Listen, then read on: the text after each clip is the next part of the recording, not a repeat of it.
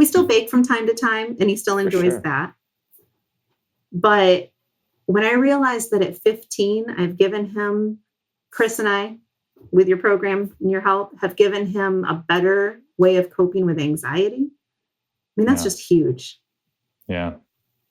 Especially in this world. It really is. Anxiety going on that a teenager has to put up with. Yeah. I mean, I actually am getting a little teary as you're sharing that. It's just to think about the ripple impact that will have. The one that your son's desire to change is from his own curiosity of his well-being and watching you guys. Like that's, in many ways, I believe parenting at its finest. You're leading by example, and that has inspired him to want to take his well-being to the next level with these new healthy skills. We compound that over 15, 20 years. My gosh, that is so beautiful.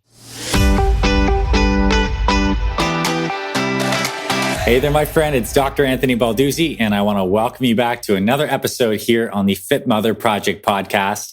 In just a moment, you're going to hear a conversation between myself and one of our amazing Fit Mother program members, Beth Eberhard. Beth is a 41-year-old mom of 2 boys. She is the wife of Chris, who happens to be a fit father. They've been married for 22 years, and Beth actually joined this program because Chris, her husband, joined the Fit Father Project. He had a tough time in 2020 around COVID, wanted to get his body healthier, and Beth decided, hey, I'll work on myself too. So they joined the program and they worked it together. And what Beth ended up discovering is that this wasn't just a program that she was joining to support her husband, but something that ended up being deeply profound for herself, for her health, the changes she experienced mentally, physically, and even spiritually. This conversation is great. 1, because Beth is just a genuinely beautiful person inside and out. But 2, because she shares a lot of perspective and wisdom on what it takes to be a supportive partner, how you can actually raise healthy kids and inspire her kids to live healthier too as a byproduct of everything she's doing. And then 3, all the changes she made in terms of getting rid of limiting beliefs that she had about her body. She ended up growing a butt, getting stronger, and now she's enjoying all sorts of different athletic activities that she didn't really even think was possible for her. So I love this conversation because it really speaks to the heart of what the Fit Mother Project is all about. Healthier moms, healthier families, possibilities, and really living a long and beautiful life together as a healthy family. So without further ado, let's get into this conversation today with Fit Mother, Beth. All right, Beth, welcome officially to the Fit Mother podcast. I'm so happy to have you here today. Thank you. I'm glad to be here. These conversations are so fun. And I know we've been chatting a little bit before we hit record, and just have like a lot of energy in my body right now, feeling like the excitement of sharing your story, what you've gone through, how it's affected your family positively. To kick things off, please tell us a little bit about yourself, your name, your age, where you're from, a little bit about your family, and then we'll get into your Fit Mother journey. Okay. So my name's Beth. I'm 41. I have 2 teenage boys, 17 and 15. And my husband, Chris, who's also in the Fit Father Project, we've been married for just shy of 22 years now. We live in Michigan, nice. So we deal with the northern changes in weather, the gray right now. Although it's sunny today, but mostly gray. So that's about it. That's awesome. Okay. And what led you to find this program? It really was Chris. For myself, I weighed about 20 pounds more than I did when we got married. I'd been back and forth with weight, with having kids, but when we got married, I was 19. I'd had 2 kids. I felt like that's acceptable. I had the basics of what it meant to be healthy. I was active, but never really an athlete, just an active person. I have dealt with migraines my whole life, but I had gotten them to the point where I thought they were fairly manageable. So for myself, it wasn't so much I was looking for something for me. But Chris had a lot of stress going on. We all did. I mean, everyone in 2020 had stress going on. Yeah. We had moved into a semi caregiving situation. We were helping our kids adjust during the whole COVID thing. He works in real estate, so as a real estate appraiser, so his work blew up. Just a lot of stress. My mother passed away that fall, and for him, a lot of that, the sedentary work, it led to putting on quite a bit of weight. And then he has a family history of being heavy, of being overweight, a lot of knee and back problems because of that. And then he was looking at a close family member who at this point can barely walk because of really needing a hip replacement and a knee replacement, but being too heavy to have the surgeries and then can't get the exercise to lose the weight. And that's not where he wanted to end up, especially with two boys who were teenagers. He wanted to be a different kind of father for them. And so he was at the point where he needed to do something different. And I wanted to support that. And so he started doing research, looking for something that would be good for someone in their 40s. He's a couple years older than me. So he was looking for that and found the Fit Father Project, and just the name itself. He said, I got to look into this. So I did it as support. That's so, like, one, kudos. And I will say thank you for, as a man, for being a supportive wife. I think it's just can't be overstated how helpful it is to have your partner on board with your health change.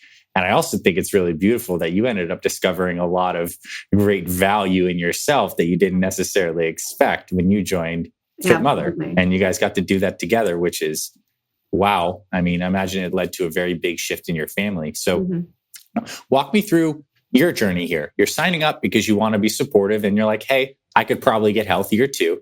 You joined this Fit Mother program. What's it like as you're starting to go through the nutrition, the exercise guidance, the early phases of kind of like reading about the program and getting set up? Let's start there.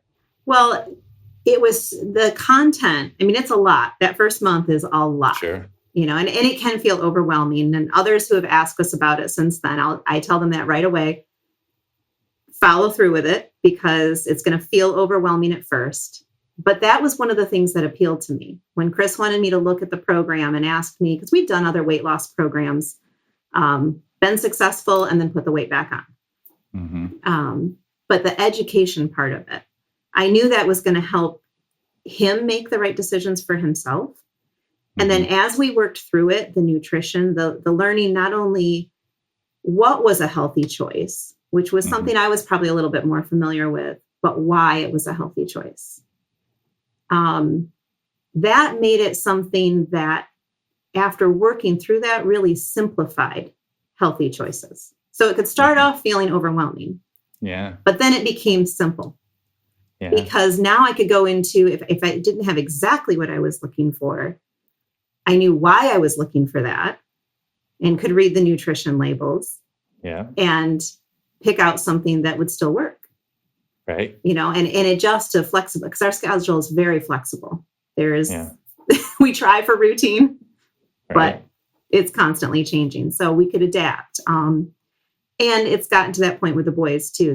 They're reading labels now, trying to figure out, what would be a healthy option for them. So as far as the nutrition, I just really appreciated that. Simplifying it. I liked that initially it was very, here's what you eat, follow this plan, and could get your feet under you that way. Exactly. But we like variety too. So because of the education, once we were ready to add in some variety, we could do that without throwing ourselves way off.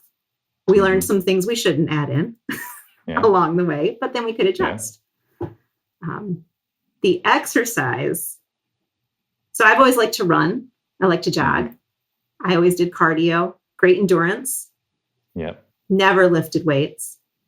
Last time I did push-ups was probably 9th grade. And you've done quite a bit of those since, huh? The first month, I was following Chris's plan, but I was sure that for Fit Mother, the exercises had to be different because, they're not going to ask a woman to do that, right? So I had modified my exercises the first month. And then when I saw it kind of benefiting me and decided, well, I want to see what the differences are for the Fit Mom, joined the Fit Mother. Chris gifted it to me. And I'm like, wait, I have to do push-ups too? I have to do the Renegade rows. And I couldn't do them from my feet initially. But when I started, I'm trying to remember, it really hit me the third month, because the second month, the exercises didn't have push-ups in them. By the time I got to the third month, I could do all the push-ups from my toes. Never, ever would have thought I could have done stuff like that. Did skiing a few weeks after, which I had taken about 18 years off of being a pitiful skier beforehand. Mm-hmm. And a few weeks into the program, because we had started in January and February, went skiing, and I did great, and I loved it. I enjoyed it. I was joking with Chris. I'm like, I think I have to learn to fall like an athlete. I think I'm an athlete. Yeah. It just has dawned on me different times throughout the process. We've done a lot of mountain biking trails in the area throughout the summer. And again, things that I just can keep up with my boys, can be that mom that doesn't just support them, lag way behind. I'm a little behind, but not way behind, but can be there with them and have fun with them. That is so incredible that you have the body and the confidence that goes along with it, because you did the work to build up that confidence. Yeah. And now you're ripping push-ups and keeping up with teenage boys. Yeah. Yeah. That's cool. Let's go. Lakin 41, unreal. Look and sound very good. Thanks. Yeah, it's unreal. And of course, the weight dropped, which was nice. But the changes in my body. How much weight did you drop? And talk about, I want to hear about the changes in your body too that you saw maybe with clothes and stuff like that as well. I hit my lowest point. I hit, it would have been about a 26-pound weight loss. So a few pounds lower than I was at 19 before kids. Now I've kind of come back up, but I gained a lot of strength since then too. And so now I'm at about 20 pounds less than I was when we started. Nice. But yeah, the changes, there's things you kind of accept about your body. You think, well, that's just genetics. Yeah. Right. And some of those things have changed. Like I never thought I had a butt. It was just kind of a joke. Just wasn't there. Yeah. But I do now. That's gotta feel great. Just and a strength that I just never ever thought I'd have. So as that happened, and I'm wearing smaller sizes than I did when I was 19, and at that lower weight, I weigh the same, but I'm wearing smaller sizes. At some point in there, I realized, well, I'm still supporting Chris. Now this is about me. This is a journey that's mine now, because there's things limits I thought I had that I guess I don't. So now I want to see what else I can do. Yeah. Right. It's like that health gives us this mentality of possibilities. And I think that's so cool that you have that now when you're looking to explore and ask yourself, what else is possible? What can I experience and enjoy? And I imagine a lot of moms too feel like you said, you're in the backseat as a support role. You're not even lagging far behind, but you feel like you're there to watch your kids do these things. Now you're like an active participant physically there too, which is so beautiful. I want to take me back to the initial mission statement that you wrote when you started the Fit Mother program, and some of the things you were looking at in terms of when you want to make this change. What was motivating you? What did you feel like some of the costs of the change were going to be, and how that kind of unfolded as you went through this journey? Yeah. So my mission statement really, again, focused on, and I never want to lose that focus, my role as a wife and mother. That's a very important, and I feel very dignified role to be supportive in that sense. But I wanted to be able to give a better version of myself to those that I was caring for. And that's really what my mission statement centered around. We're a very spiritual family too. And so I wanted to, I truly appreciate the gift that I feel our bodies were created to be. And I want to show that appreciation by the way I treat my body and what I can give for my family. So that's what my mission statement really centered on is being the best version each day that I could be. Incredibly powerful. Yeah. Showing up in your role, the spiritual congruency, all of that. It really resonates with me big time. I mean, that's like the basis of, I'd say, my mission statement too, really. Yeah. And so what were some of the costs that you wrote down, like for those listening as a part of this mission statement process? We also want to be like very real about the fact that creating change requires cost and investment. Let's get very real about what some of those things are for you in those early days when you're writing this down. What were some of those costs and how was that kind of like played out?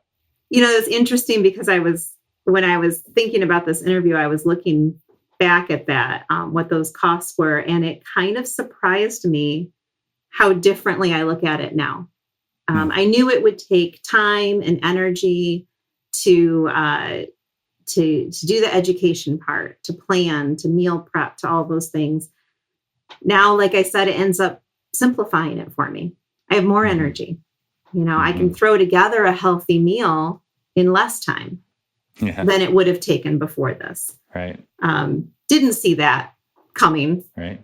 And things like I wrote down spontaneity in meals. We just want to have something quick, or we planned on one thing, but it's just not what we feel like. Well, we've learned how to do that. So I found out it didn't have to fully be a cost.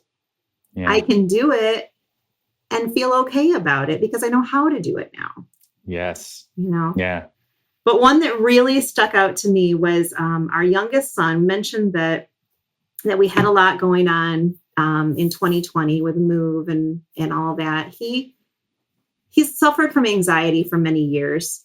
And one of the things that helped during the pandemic and all the other things that we had going on is we would bake together. He really developed a love for baking and he was good at it. He's got a knack for cookies, especially. He's got a knack for baking. But it helped with his anxiety to do that. And I knew I couldn't keep baking with him like that.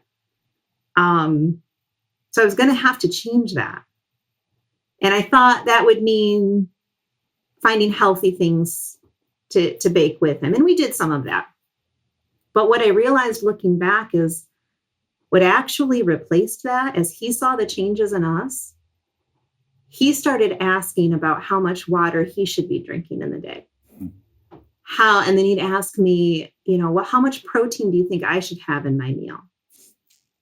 He would go over with me his plan for the day or the week for his meals. And then he started incorporating exercise. And even looking up, you have a YouTube video for exercise for kids. Yeah. So he looked that up and he did a little bit of tweaking for himself too, started finding things that he enjoyed doing. And now he uses those things to help with his anxiety. If he is stressed out, he stops and thinks, did I get enough water? Have I eaten in a healthy way? Am I fueling myself? Should I go get some exercise? We still bake from time to time and he still enjoys that. But when I realized that at 15, I've given him, Chris and I, with your program and your help, have given him a better way of coping with anxiety. I mean, that's just huge. Yeah. Especially in this world. It really is. Anxiety going on that a teenager has to put up with. Yeah. I mean, I actually am getting a little teary as you're sharing that. It's just to think about the ripple impact that will have. The one that your son's desire to change is from his own curiosity of his well-being and watching you guys. Like that's, in many ways, I believe parenting at its finest. You're leading by example, and that has inspired him to want to take his well-being to the next level with these new healthy skills. We compound that over 15, 20 years. My gosh, that is so beautiful. And I'm so happy for you and your son as a byproduct of this program that he's walking that path too. That's amazing. Yeah. Yeah. And our oldest is too. He said to us early on, I remember one time he turned around and looked at me. He said, I'm so glad we're doing more active things together. Like it just had dawned on him. And he probably didn't have quite as big of a switch to make as our younger one did. So it's everything with our younger one's a little more extreme. That kind of kid. But they both are they're grateful for this. They tell us that from time to time. They're grateful for this change in our dynamics. That's powerful. And I want to bring it back to what you said about the costs and the mission statement, just to loop this back around. It's amazing how we see things as true from one perspective. And then as our experience guides us and we make some of these shifts, what appears to be true, it can be completely different than what we really felt like was true back then. So that's powerful. And I think another emphasis point you've made multiple times, and I know it's so key for your long-term success, is the fact that you know the why behind this stuff. Mm-hmm. Like, the deep framework behind all this that gives you the sustainability, that gives you the ability to be flexible, that gives you the skill set to like read nutrition labels and be able to make those decisions. Like, I'm so grateful that you picked that up from this program. And I know that'll serve you and your family for so many years. That's incredible. I love that. Yeah. No, we're grateful. It's something I've always had an interest in. I did some schooling in healthcare, but this has made it. This program has taught it in a way that we can each do it for ourselves. Mm-hmm. We can support each other. It makes it reasonable, and as you've always said, sustainable. Mm-hmm. Like I said, we've done other diet programs and always known it needed to be a lifestyle change. Yes. Right. Everyone knows the basics. You got to cut calories. You gotta burn more than you consume if you want to lose weight. And if you go back to doing the exact same thing, then you're going to go back to gaining weight. We know that. Everyone knows that. But to get to that level where you really can make it a lifestyle change, that it becomes, and I realized when I started phase 4 that I hadn't made that switch as much as I thought I had in my head. Which is another thing that I appreciate about this program. You find out different things throughout the stages and as things change in your life. But you've always got something you can go back to and figure out. The support in the Facebook groups, and the coaches. Amy has been my coach. And Kat has been Chris's coach. So we've talked with them quite a bit. Nice. But you always have something you can go back to and figure it out. But I realized that I was doing it with a little bit of an end date. When I reach this point, then I'll be done. When I hit phase 4, I'm like, oh, wait, I've got to do a little bit of rethinking here. Yeah. So I'm still working through that too. That's beautiful. And I mean, isn't this a process, right? I mean, we kind of develop these like health operating systems for ourselves as individuals and for our families. And then we must run these things into the future every year, all the changes, the moves, the holidays, repeat cycle. Like the cyclical nature of our lives means that we're constantly working this stuff, learning it. Right. And it's really powerful that you now have a core default plan that is sustainable, that you can always come back to. And now that you're doing all the different kinds of learning and tweaking from your own experience, it's making this even more yours. Yeah. Like, I think and I'd actually love to get into some specifics about what you figured out works for you in terms of how you eat. For ladies listening, like, what did you discover? Like, what does a day of healthy eating look like in your life, generally and specifically speaking?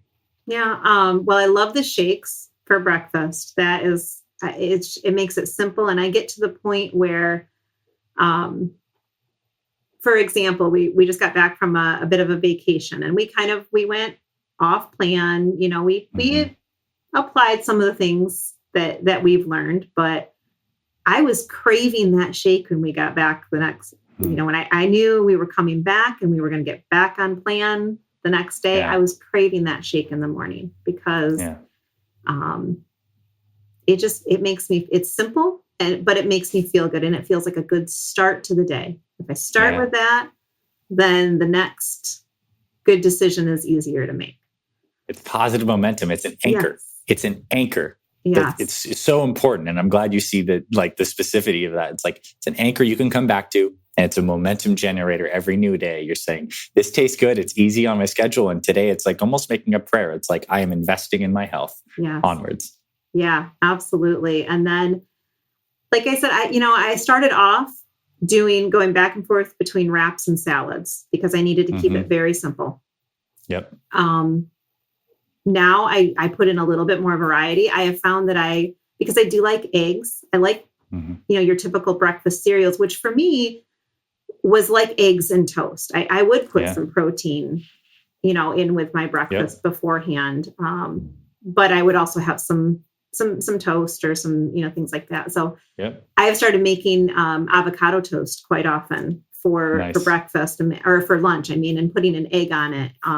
That's great. And so that's become one of my staples with the Ezekiel bread. Nice.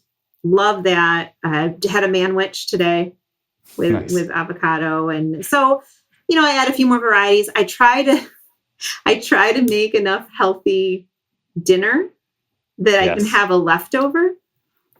But usually my kids beat me to it or they eat it up. Two growing boys. Good luck with leftovers, right? I mean, man, when you kick them out of the house, nutrition's going to be easy one day. But for now, the garbage disposals, I bet. Right. So, which they have loved some of the healthy meal options. And nice.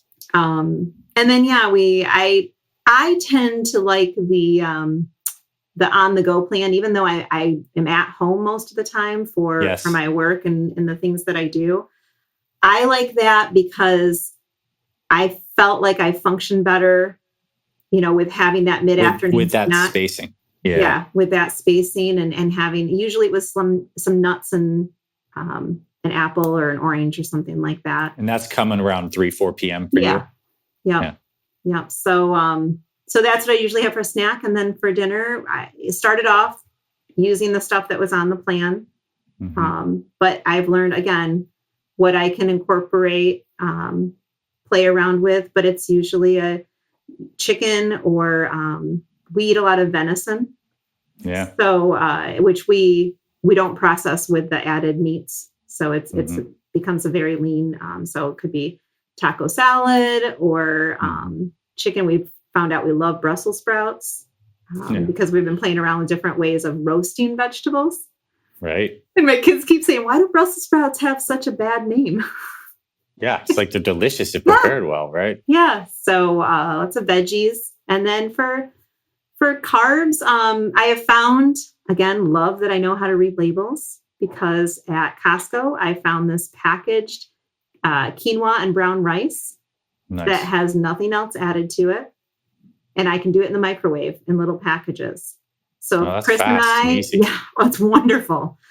If Chris and I are not having carbs for dinner, but the boys want that, I can make one package for them. Or if we are, then I can make that. And then potatoes we have sometimes, but it's mostly like the quinoa and rice if we're going to have a carb. So. That is what you've described is just like you guys have your default go-to options. You got a system, and that's great. And the backup plan. Dinner.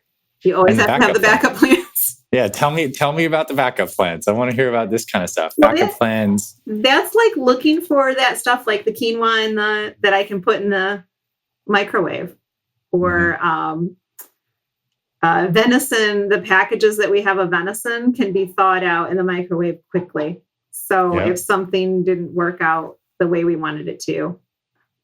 And then we use sometimes in the meal plan, you'd mentioned some of the restaurants that you could get healthy stuff from. If we have to, we try to go to one of those places and get dinner there.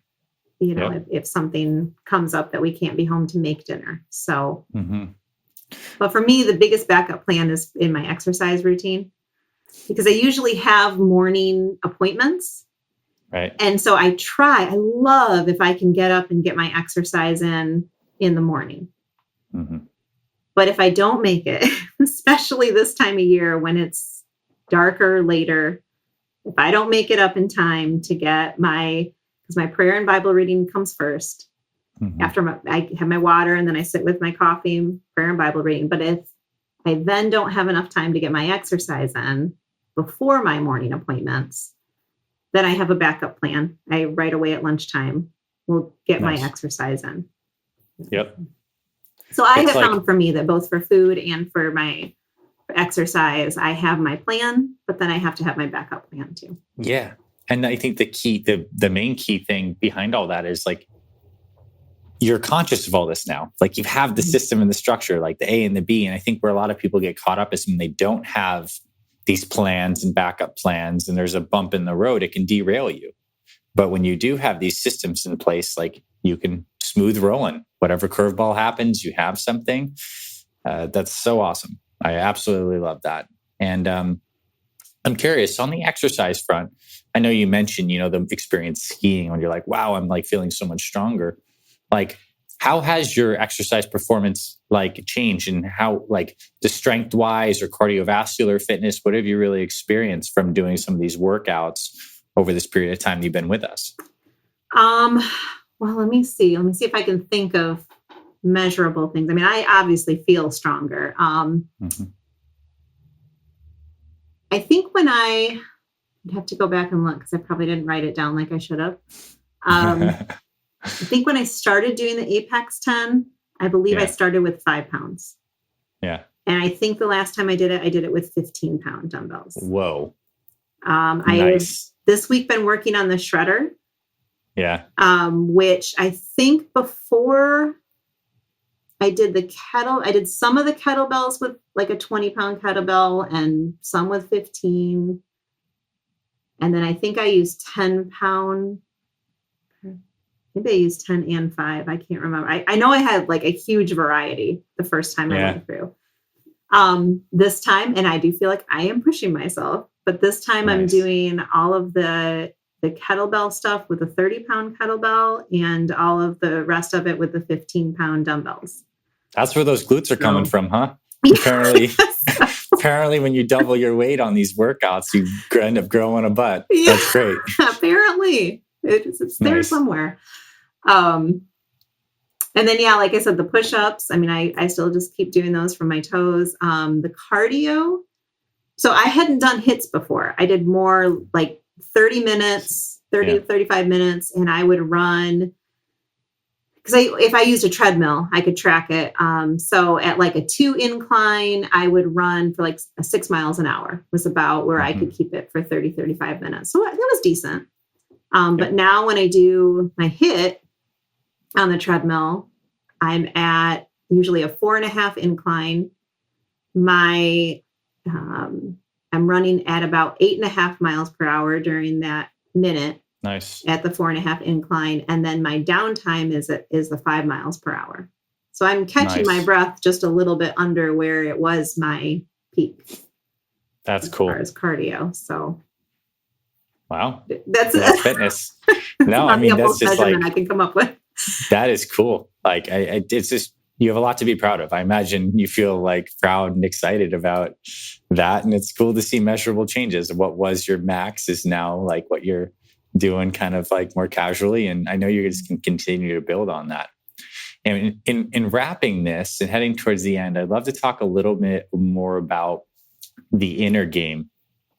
Like maybe mindset shifts a little bit more, any kind of like limiting beliefs you may have experienced along the way, or how you dealt with setbacks and kind of where your mindset's at now. Just talk to me about the mental, emotional aspect of this journey of getting your body stronger and healthier. Yeah. Well, I think it has to do a lot with what I thought was acceptable. And not that it wouldn't have been. I mean, I was happy. But I found out there was more. I set a limit that didn't have to be a limit. Yeah.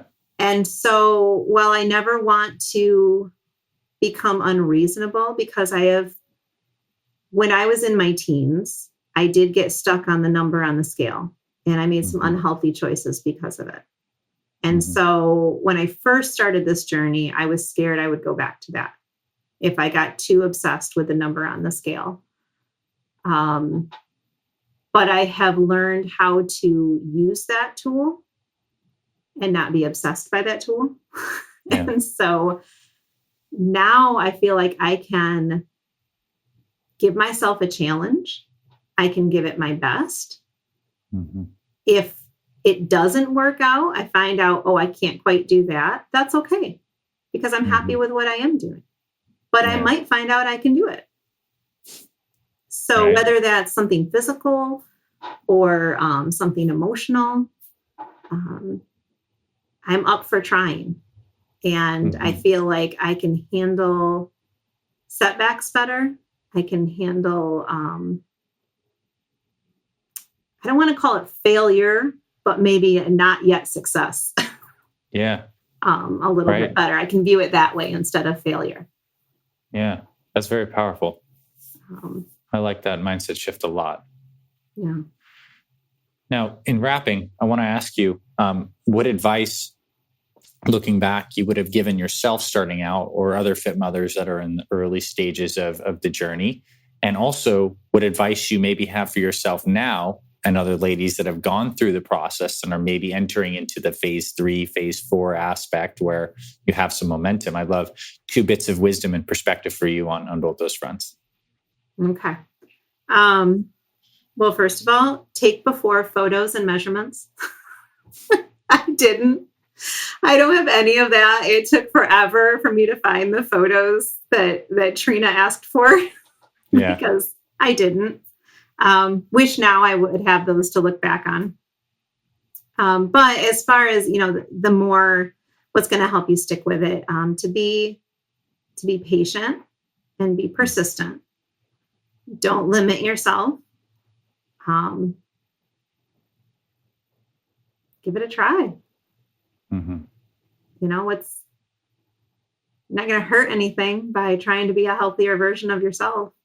Right. So, and you don't know what the benefits that you might have, that your family might have, that you didn't even realize were out there. Yeah. Well said. And for myself, as probably just to continue to remind myself of the same thing, to not become complacent, and to just, my goal is to each day when I go to bed, to be happy with the way I used that day.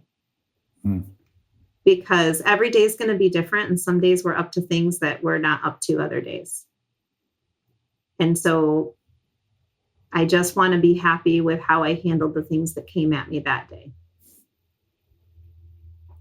That's beautiful. And we do that until we're no longer here. Right. Yeah. But very well said. How we show up, and showing up and being happy with how we show up. And that's a mental, emotional, physical, and spiritual aspect. And clearly from your story, Beth, it's all integrated. It is all integrated and integrated into your family. I mean, you can work on certain aspects of yourself, but you can't separate those aspects too much, because we're one whole being, right? Yeah, I agree wholeheartedly.